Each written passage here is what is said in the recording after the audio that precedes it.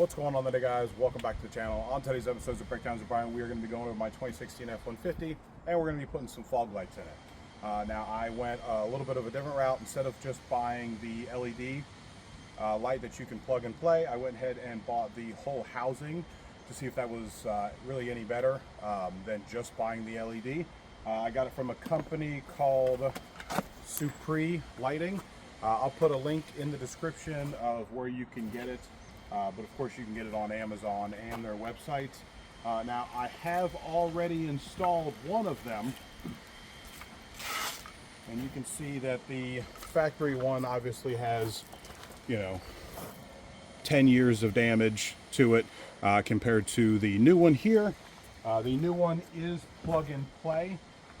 They also have some wires here if you didn't want to do that, go that route. You just unclip this from here, pops out, and it plugs right into the other one.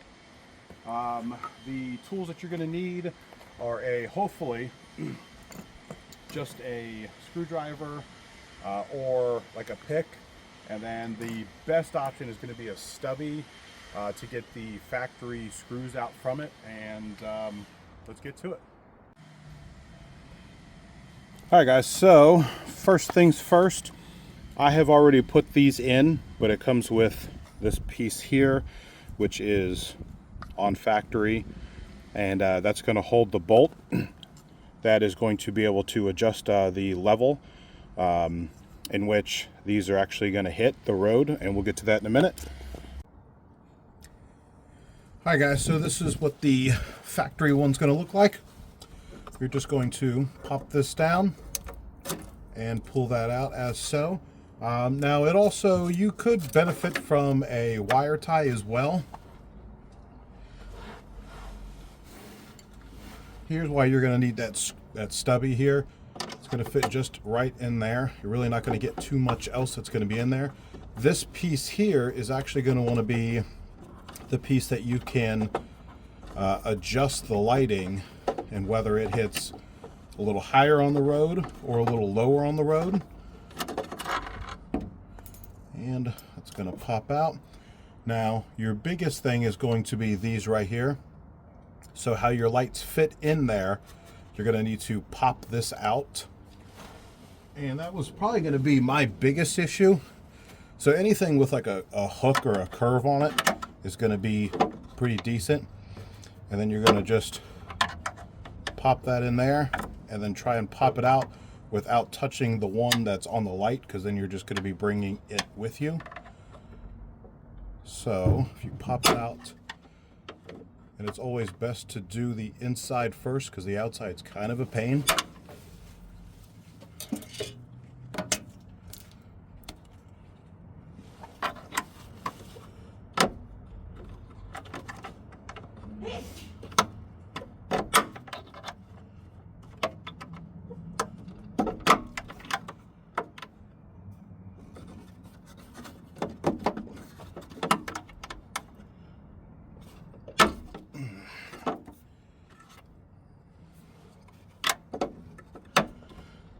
There you go, just like that. So we've pulled this out and we have the housing out, at least on this side.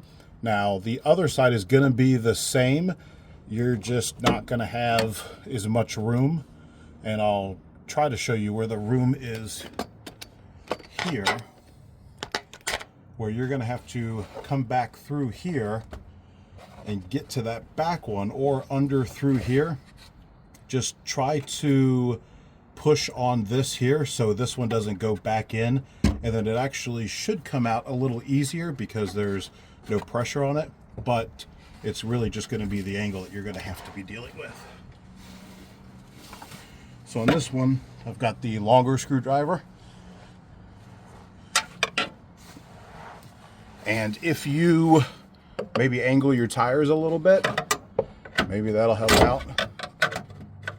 And this, I think the angled one is going to be the best one for this side as well.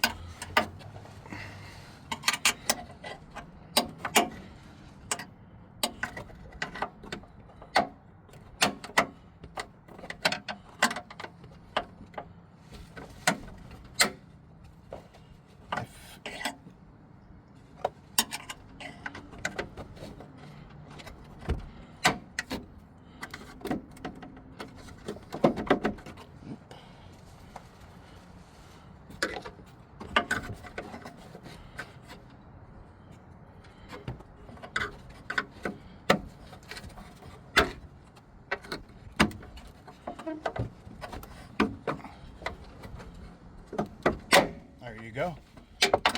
So this one is, like I said, it's a little easier because there's not as much pressure, but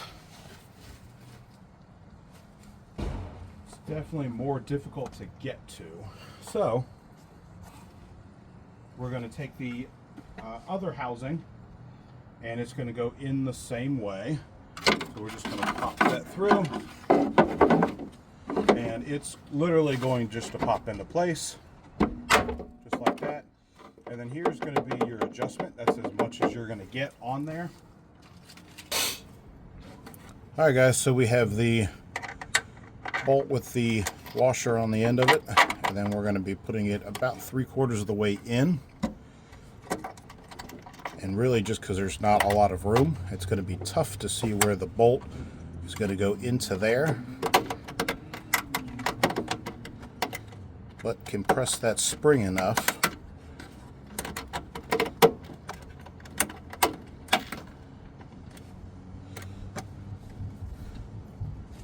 And then you can use your Allen wrench that they provide. Just like that. Now this is going to be your adjustment on how high, or I guess how far these are going to look from the ground.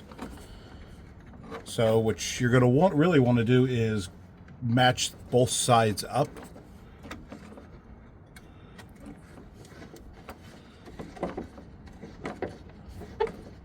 I've got it about there. And then you're going to take this off here. So you're just going to flip both of these up.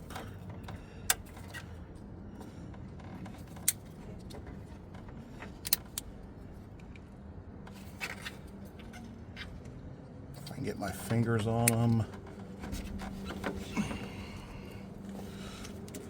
Let's use a screwdriver. Pop those up, push it out. Gonna find your other connector and just plug and play, just like that. Now this is going to hang just a little bit lower, so a zip tie right there would be nice. All right, guys, so unfortunately I can't turn off the DRLs here, but the headlights aren't on. If I turn the DRLs off, then the lights are going to shut off and I can't turn the fog lights on. So obviously the fog lights are off here and there's nothing much up here. So let's go ahead and turn those on real quick. So as you can see, the new fog lights do a really good job covering most of the area. When you do adjust them with the nut, or with the bolt on there, try to make sure that there's the same amount of thread sticking out of it, because that'll be your adjustment for here. I think I have one side just a little bit off, about 6 inches from here, but they do go, with how I have them right now, they do go out about 6 to 8 feet out. So once again, we'll show you real quick.